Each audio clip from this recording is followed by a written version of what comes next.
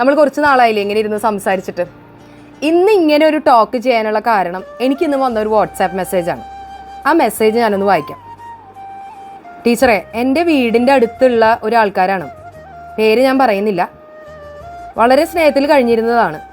2 മക്കളെയും ഉപേക്ഷിച്ച് ഇന്ന് രാവിലെ ആ പെണ്ണ് മറ്റൊരുത്തൻ്റെ കൂടെ ഒളിച്ചോടി. എനിക്കിപ്പോഴും അത് വിശ്വസിക്കാൻ സാധിക്കുന്നില്ല. നമുക്കൊക്കെ അറിയാം, നമ്മുടെയൊക്കെ ചുറ്റുപാടും ഒരുപാട് CCTV ക്യാമറകളുണ്ട്. മറ്റുള്ളവരുടെ കാര്യങ്ങൾ അന്വേഷിക്കാൻ വളരെ ഇൻട്രസ്റ്റോടു കൂടി ഓടി നടക്കുന്ന ഒരു പറ്റം മലയാളികൾ. അവർ ചോദിക്കുന്ന ചോദ്യങ്ങളൊക്കെ കേൾക്കാൻ നല്ല രസമാണ്. നീ മറ്റേ ആ സരളയുടെ മോളല്ലേ, ആ ഒളിച്ചോടിപ്പോയ എന്ന് തുടങ്ങുമ്പോൾ തന്നെ നമുക്ക് അവിടെ പറയാനാകണം, ഞാൻ ഒളിച്ചോടിപ്പോയതല്ല, ഞാൻ അന്തസ്സായിട്ട് പ്രായപൂർത്തിയായ ശേഷം ഞാൻ ഇഷ്ടപ്പെട്ട ഒരുത്തൻ്റെ കൂടെ പോയതാണ് എന്ന് ഒരിക്കൽ നമുക്ക് പറയാൻ കഴിഞ്ഞില്ലെങ്കിൽ പലപ്പോഴായിട്ട് അവർ നമ്മുടെ കാരണവന്മാരെ, പാരൻസിനെ ഇങ്ങനെ ഡിസ്റ്റർബ് ചെയ്തുകൊണ്ടേയിരിക്കും. ഈ CCTV ക്യാമറകൾക്ക് ഒരൊറ്റ ലക്ഷ്യമുള്ളൂ, നമ്മളെ വിഷമിപ്പിക്കുക എന്നുള്ള ഒരൊറ്റ ലക്ഷ്യം. നമ്മുടെ നാട്ടിൽ, നമ്മുടെ ചുറ്റുപാട് നമുക്ക് ഇത്തരം ഒരുപാട് CCTV ക്യാമറകളെ കാണാം. അവരിങ്ങനെ ചോദിക്കുന്ന ചോദ്യങ്ങളൊക്കെ കേൾക്കുമ്പോൾ നമുക്ക് തോന്നും, ഇതൊക്കെ ഇപ്പോഴുണ്ടോ? പഴയ കാലത്ത് എന്താ പറയുക, ചായപ്പീടികയിലും വട്ടട്ടിരുന്നിട്ട് കുറേ പ്രായ ആൾക്കാർ സംസാരിക്കുന്ന സംസാരമല്ലേ എന്ന്. അല്ല, ഈ 2024 ഉണ്ട് അത്. ഇപ്പോൾ ഉദാഹരണത്തിന് ഫേസ്ബുക്കിൽ നമ്മളൊരു ഫോട്ടോ ഇട്ടു. ആ ഫോട്ടോയിൽ ഇപ്പോൾ സാധാരണ ഇപ്പോൾ എന്തെങ്കിലും ഒരു ഗെറ്റ് ടുഗദറിൻ്റെ സമയത്ത് നമ്മുടെ പാർട്ട്ണറുടെ ഫോട്ടോ അതിലില്ല എന്നുണ്ടെങ്കിൽ ഉടനടി ചോദ്യങ്ങൾ വരെ, ഇന്നലെ മറ്റേ കല്യാണത്തിൻ്റെ പരിപാടിയിൽ നിൻ്റെ ഹസ്ബൻഡിനെ കണ്ടില്ലല്ലോ, ആളെവിടെ പോയി? അതല്ലാന്നുണ്ടെങ്കിൽ ഇപ്പോൾ നിൻ്റെ ചേട്ടൻ്റെ കല്യാണം എന്താ വൈകണേ? അനിയത്തിയുടെ ജോലിയൊന്നും ശരിയായില്ലേ? അനിയന് കുട്ടിയായിട്ടില്ല അല്ലേ എന്നൊക്കെ ചോദിക്കുന്ന ആളുകൾ. സത്യം പറഞ്ഞാൽ പഴയ കാലത്തെ മറ്റേ ഈ പഴയ ഒരു ചൊല്ലുണ്ട്, കാരണവന്മാരൊക്കെ പറയണ ഒരു നാട്ടുനടപ്പ് ചൊല്ലാണ്, തിന്നിട്ട് എല്ലിൻ്റെ ഇടയിൽ കുത്തിയിട്ടാന്ന് പറയും. സത്യമാണത്. അവരുടെയൊക്കെ ജീവിതത്തിൽ യാതൊരു പ്രശ്നമില്ലാണ്ടാവുമ്പോൾ, സ്വന്തം ജീവിതത്തിൽ യാതൊരു പ്രശ്നമില്ല, അവരുടെ ജീവിതം വളരെ സ്മൂത്തായിട്ട് പോയിക്കൊണ്ടിരിക്കുമ്പോൾ വെല്ലോൻ്റെ കാര്യം അന്വേഷിക്കാനായിട്ട് ഭയങ്കരമായൊരു ഇൻട്രസ്റ്റ് ഇങ്ങനെ ഉള്ളിൻ്റെ ഉള്ളിൽ നിന്ന് കയറി വരും. എന്നിട്ട് അത് ചോദിച്ചു കഴിഞ്ഞിട്ട് അതിൻ്റെ അപ്പുറത്ത് ഇവർ പറയുന്ന, നമ്മളെ ഇങ്ങനെ സോപ്പിടാനായിട്ട് പറയുന്ന ഒരു ഡയലോഗ് ഉണ്ട്, മാമനോടൊന്നും തോന്നല്ലേ മക്കളെ, മോളോട് ഇഷ്ടം കൊണ്ട് ചോദിച്ചതാട്ടാ, മോളെ ഞാൻ കുട്ടിക്കാലത്ത് എന്തോരെടുത്ത് നടന്നിട്ടുള്ളതാ, അങ്ങനെ ഒരു ഡയലോഗ് കൂടി അവർ അതിൻ്റെ ഒപ്പം പറയും. അപ്പോൾ നമ്മൾ പലപ്പോഴും ഇപ്പോൾ നമ്മുടെ അടുത്ത് പല ആളുകളും പറയാറുണ്ട്, ഇങ്ങനെ ഏതെങ്കിലും നെഗറ്റീവായിട്ടുള്ള ടോക്കുകൾ വരുമ്പോൾ ജസ്റ്റ് നമ്മളത് ഇഗ്നോർ ചെയ്യുന്നതാണ് നമ്മളോട് എല്ലാവരും പറഞ്ഞു തരാറുള്ളത്. പക്ഷേ എൻ്റെ രീതി മറ്റൊന്നാണ്. അത് ശരിയായിരിക്കാം, തെറ്റായിരിക്കാം. ഞാൻ എൻ്റെ രീതി നിങ്ങളുടെ അടുത്തൊന്ന് പറയാണ്. നമ്മളോട് അങ്ങനെ ഒരിക്കൽ ഒരാൾ ചോദിക്കുമ്പോൾ നമ്മൾ ആ ചോദ്യത്തെ അങ്ങോട്ട് ഇഗ്നോർ ചെയ്ത് വിട്ടു എന്ന് വിചാരിക്കും. അവർക്ക് തോന്നുക അത് നമ്മൾക്ക് ഭയങ്കരമായിട്ട് വിഷമമായി ആ ചോദ്യം കേട്ടപ്പോൾ, അതുകൊണ്ടാണ് നമ്മളത് ഇഗ്നോർ ചെയ്തതെന്നാണ് ചോദിച്ച വ്യക്തി വിചാരിക്കാം. വീണ്ടും വീണ്ടും പലപ്പോഴായി പല സദസ്സുകളിൽ നമ്മളോട് അത്തരം ചോദ്യങ്ങൾ ചോദിക്കാനുള്ള ടെൻഡൻസി അവർക്ക് കൂടും. എൻ്റെ ഒരു സ്വഭാവം വെച്ചിട്ട് നമ്മളോട് എനിക്ക് ഇഷ്ടപ്പെടാത്ത എന്തെങ്കിലും ക്വസ്റ്റ്യൻസ്, ഇഷ്ടപ്പെടാത്തതെന്ന് പറഞ്ഞു കഴിഞ്ഞാൽ നമുക്ക്, അതായത് നമ്മുടെ സ്വന്തം ഓൺ സ്പേസിലുള്ള നമുക്ക് എല്ലാ വ്യക്തികൾക്കും അവരവരുടേതായിട്ടുള്ള ഒരു സ്പേസ് ഉണ്ട് അല്ലേ. ഞാൻ എപ്പോഴും വിശ്വസിക്കുന്നത് നമുക്ക് സ്വാതന്ത്ര്യം ആരോടും ആകാം.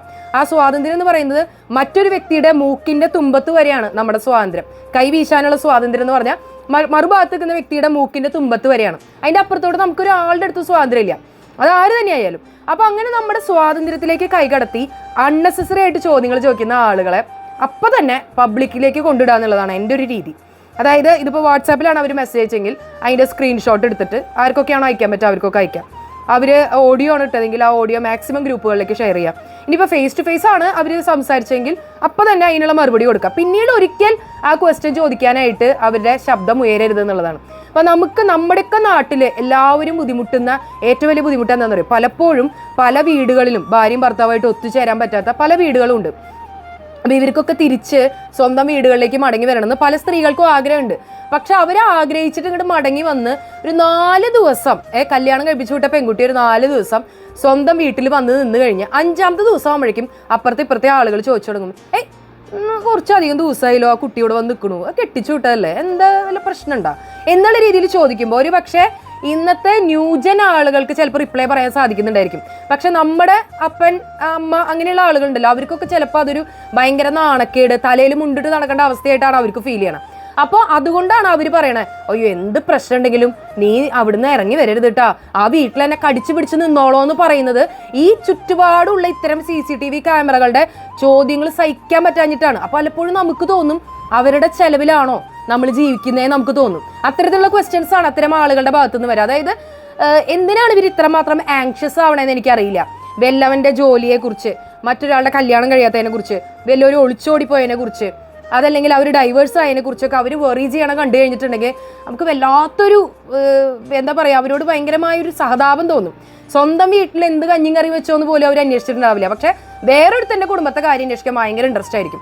അപ്പോൾ അതുകൊണ്ടുണ്ടാകുന്ന ഏറ്റവും വലിയ പ്രശ്നം എന്താണെന്നറിയോ, പല വീടുകളിലും രസത്തിലല്ലെങ്കിൽ പോലും നമ്മൾ ഒരു പിക്ചർ പെർഫെക്റ്റ് ഫാമിലി എന്ന് പറയും. അതായത് നമ്മൾ സന്തോഷത്തിലാണ് എന്ന് കാണിക്കാനായിട്ട് ഒരു ഹാപ്പി ഫാമിലി ആയിട്ട് മുന്നോട്ട് പോകാനായിട്ട് നമ്മൾ ആളുകളുടെ മുന്നിൽ, ആളുകളെ ഈ so called family, so called സൊസൈറ്റിയെ ബോധിപ്പിക്കാനായിട്ട് നമ്മളൊരു പിക്ചർ പെർഫെക്റ്റ് ആണ്, നമ്മൾ അടിപൊളിയാണ്, നമ്മൾ നല്ല നാട്ടുകാർക്കൊക്കെ നല്ലതെന്ന് പറയാൻ പറ്റിയ നല്ലൊരു ഫാമിലിയാണ് എന്ന് ബോധിപ്പിക്കാനായിട്ട് പലരും ശ്രമിക്കും. അതിൻ്റെ പരിണിത ഫലം എന്താണ്? ആക്ച്വലി അവർ സന്തോഷത്തിലല്ലെങ്കിൽ പോലും അവരിങ്ങനെ കടിച്ചു പിടിച്ച് പുറമേക്ക് ഇങ്ങനെ ഒരു ഇങ്ങനെ ഷോക്കേസ് ചെയ്യാണ്, ഞങ്ങൾ നല്ല അടിപൊളിയാണ്, സമൂഹത്തിൽ ജീവിക്കാൻ പ്രാപ്തരായിട്ടുള്ള നല്ല പെർഫെക്റ്റ് ആയിട്ടുള്ള ഫാമിലിയാണെന്ന് കാണിക്കാനായിട്ട് ശ്രമിക്കുമ്പോൾ അവരുടെ വീടിനുള്ളിലുള്ള പ്രശ്നങ്ങൾ പുറലോകം അറിയില്ല എന്നുള്ളൂ. ആ പ്രശ്നം അവിടെ ഉണ്ട്. അതിൽ സഫർ ചെയ്യപ്പെടുന്നത് ആ വീടുകളിലെ കൊച്ചു കുട്ടികളാണ്. ഈ നാട്ടുകാർ പോലെയുള്ള ആളുകൾ, ഇങ്ങനെ അന്വേഷിക്കുന്ന നാട്ടുകാരെ പേടിച്ചിട്ട് ഒരു വീടിൻ്റെ ഉള്ളിൽ സഫർ ചെയ്ത് ജീവിക്കുമ്പോൾ ആ വീട്ടിൽ അനുഭവിക്കുന്ന പാവം കുഞ്ഞുങ്ങളുണ്ട്. ഈ അപ്പൻ്റെയും അമ്മയുടെയും തല്ലും മഴുക്കും കണ്ട് സഫർ ചെയ്യുന്ന പാവം കുട്ടികൾ അവരെന്ത് പഴച്ചു?